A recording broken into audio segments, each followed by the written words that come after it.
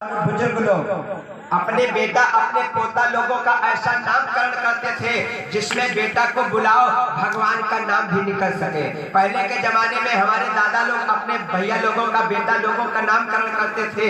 राम सिंह, हरिभजन सिंह, श्याम सिंह, बेटा का भी काम हो जाता था, उसी बहाने से भगवान का नाम भी निकल जाता था। लेकिन अब के जमाने में दादा नामकरण भैया लोगों ने देखा हो टिक्को पिक्को अप्पू चप्पू अप्पू गप्पू सबको ये नाम है। ए मेरे भाई, अपने बेटे का बिटिया का नामकरण ऐसा करवाना चाहिए जिसमें भगवान का नाम लगा होना चाहिए। गौर करना, जो किसी और ब्राह्मण लोगों ने बिटिया का नामकरण क्या किया? रुक्मिणी। वाह वाह, बड़ी ही सुंदर है, बड़ी ही रूपवान है रुक्मिणी। जब जो सयानी हुई रुक्मिणी तो रुक्मिणी अपने सखियों से कहती है, वरी बहना आज जो ये मेरा मन है कि मेरे आंगन में नहीं लग रहा तो एक खेल खेलना चाहती हूँ। रुक्मिणी कहने लगी, बहना सुनो, भैया थोड़ा साउंड बढ़ा दो। रुक्मिणी कहने लगी, बहना सुनो कि मेरे अंगना में मन नहीं लगी रहो है, चलो खेलिया मेरे अंगना में मन नहीं लगी रहो है, चलो खेलिया में।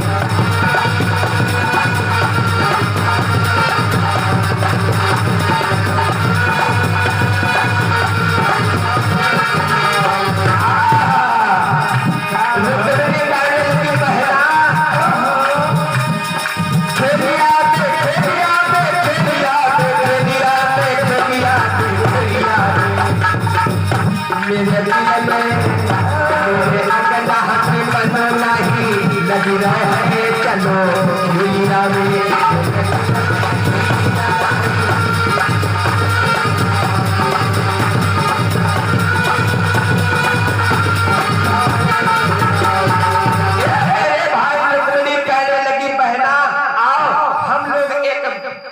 चल के खेल खेलती हूँ। अपने सखियों को रुक्मिणी अपने साथ में ले जाकर के एकांत में पहुंची। गौर करना, जिस समय रुक्मिणी एक जाकर के जंगल में पहुंची है, खेल खेलना चाह। खेल कैसा कैसा खेल खेला है भैया लोगों? आंख बिचौनी का खेल खेले हम लोग। आंख बिचौनी का खेल जानते हो? बच्चे लोग खेला करते हैं, हम भी खेलते थे जब छोटे थे, खूब ये खेल खेलते थे। आंख बिचौनी का खेल, आंख बिचौनी का खेल जानते हो? एक बच्चे के आंखों पे पट्टी बांध ली जाती थी और दूसरा उसी का पता लगाता था। यही आंख बिचौनी का खेल। मेरे भाई, जय रुक्मिणी एक सहेली के अपने आंखों पे पट्टी बांधी है, खेल खेलना शुरू कर दिया। उसी समय आकाश मार्ग में एकदम से बिजली सी चमकने लगी, झम झम झम झम पानी सा बरसने लगा, मंद मंद हवाएं चलने लगी। मेरे बंधु, रुक्मिणी तो घबरा गई, रोने लगी। आकाश मार्ग में देखती है तो आकाश में बिजली चमक रही है, सामने को देख रही है तो पानी के अलावा कुछ भी नहीं दिखाई पड़ा।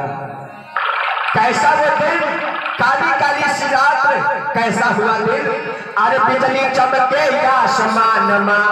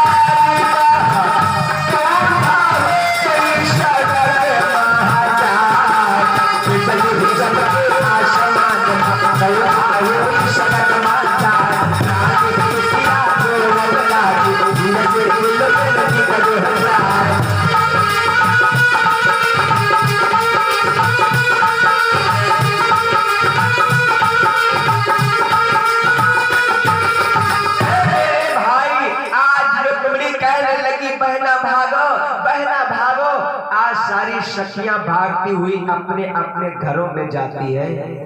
इधर रुक्मिणी भी अपने घर में जा करके पहुंच गई। कहाँ को जाती है रुक्मिणी? अपने अंटे पे जा करके चढ़ गई। अंटे पे आज खड़ी है रुक्मिणी। उसी समय उस कुंडनपुरी नगरी में क्या हुआ? एक मागध आया। भीष्म जी महाराज के द्वारे पे यानी रुक्मिणी के द्वारे पे एक मागध आया। मागध जानते हो भैया लोगों? मागध जानते हो मागध उसको बोलते हैं जिसको हम और आप खुरखुनिया वाला बोला करते हैं। पहले के जमाने में मागध खुरखुनिया वाले आया करते थे। इन लोगों का काम क्या होता था? जो ही सुबह का 3-4 बजता था, 4 बजा तो द्वारे द्वारे पे जाकर के भजन गाया करते थे। तो हम और आप उसको भिक्षा देते थे। वही मागध भीष्म जी महाराज के द्वारे पे आया। रुक्मिणी अंटे पे विराजमान है। मागध कुछ गा रहा है। गाता क्या है? क्या गाता है?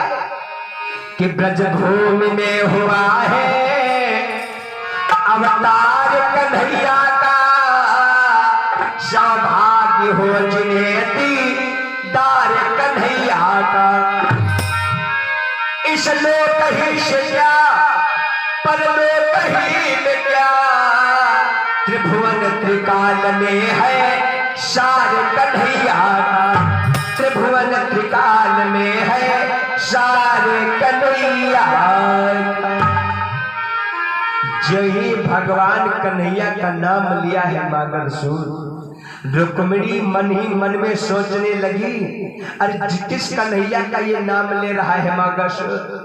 रुक्मिणी अंटे से उतर करके आई। मागध के पास में जा करके हाथ जोड़ करके कहने लगी, बाबा बाबा किस कन्हैया का तुम नाम ले रहे हो? कौन है कन्हैया? कहाँ रहता है कन्हैया? क्या करता है? कौन है कन्हैया? मागध ने बताया, बिटिया रुक्मिणी, अरे वो कन्हैया परमपिता परमात्मा है जो हम लोगों को सब कुछ देता है, धन देता है, यश देता है, दौलत देता है। वो कन्हैया मेरा परमपिता परमात्मा है, हमारा ही नहीं तुम्हारा भी है।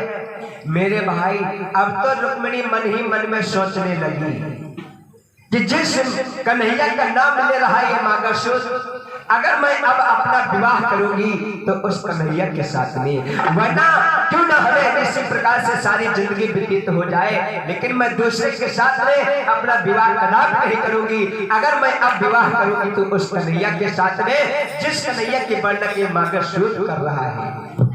अब तो लगन लग गई। गौर करना मेरे बंधुओं, ये लगन की बात होती है दादा। और लगन मैं तो कहता हूं मेरे बंधुओं, लोगों को लग भी जाती है दादा, लोगों को लग जाती है। बुरा मत मानना मेरे भैया लोगों, बीड़ी पीने वाले लोगों को बीड़ी पीने में लग जाती है, मसाला खाने वाले भैया लोगों को मसाला खाने में लग जाती है, शराब पीने वाले भैया लोगों को शराब पीने में लग जाती है, जुआ खेलने वाले भैया लोगों को जुआ खेलने में लग जाती है। जितनी भी दादा ये लगी है ना, ये सारी लगियां खराब है। गौर करना, ये लगी क्या है कि लागी लागी सब कहे और लागी बुरी बलाए। अरे लागी जिसको लग गई तो आर पार हुई। लगे ना दादा, बस जिसको जिस चीज से लग जाती है दादा, क्यों ना प्राण निकल जाए लेकिन अंत तक छूटती नहीं है। किसको लगी थी? आइएगा, लगी के बारे में आप लोगों को मैं कथा सुना। किसको लगी थी? अपने बात पे, इसी बात को आप लोग ध्यान रखें। हम ले चाहे जहां जाए लेकिन घुमा करके आप लोगों को वहीं पे मैं ज्वाइन करूंगा। ए मेरे भाई, किसको लगी थी? आप लोगों ने राजा भर्तृहरि जी महाराज का नाम सुना होगा। भर्तृहरि जी महाराज का नाम, भर्तृहरि जी महाराज को लगी थी किससे? पिंगला से। बहुत ही प्रेम करते हैं राजा भर्तृहरि जी महाराज पिंगला को। एक समय की बात, राजा भर्तृहरि जी महाराज विचार करते हैं कि अगर यह पिंगला प्रेम करती तो सिर्फ हमें प्रेम करती है, हमसे बढ़ करके किसी को भी, अपने माँ बाप को, भगवान को भी प्रेम नहीं करती है। लेकिन मेरे बुजुर्गों, इस संसार में दादा कोई किसी का नहीं होता है, मतलब का जमाना है, स्वार्थ की दुनिया है। अगर हमारे आप लोगों के पास में दादा पैसा है तो लोग राम राम करने के लिए तैयार है, अगर पैसा नहीं तो कोई बोलना नहीं चाहता है। ऐसे बात समझ में नहीं आएगी दादा। ससुराल को जाओ दादा।